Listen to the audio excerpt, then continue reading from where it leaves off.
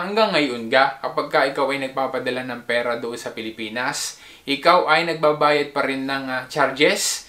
Pagka ikaw ay nagpapadala sa Pilipinas, hanggang ngayon ikaw ay napila pa rin ng mahaba at naghihintay. Hanggang ngayon pagka ikaw ay nagpapadala sa Pilipinas, ikaw ay lagi nagmamadali dahil hinahabol mo lagi yung oras at baka masaraduhan ng padalahan. Samantalang pwede ka naman na magpadala ng libre, as in wala kang babayaran na charges. Pwede ka rin na magpadala habang ikaw ay nasa trabaho, habang ikaw ay nasa bahay, o kaya naman ay habang ikaw ay nasa treno, o kaya naman ay nasa sa bus. Hindi na rin kailangan na pag ikaw ay magpapadala ay lagi mong hahabulin ang oras. Kasi pwede naman na ikaw ay magpadala kahit 10 oras ng gabi, kahit holiday, 7 days a week, 24 hours a day. Ang solusyon dyan, Raga, magpadala ka sa Pilipinas gamit ang TapTap Send.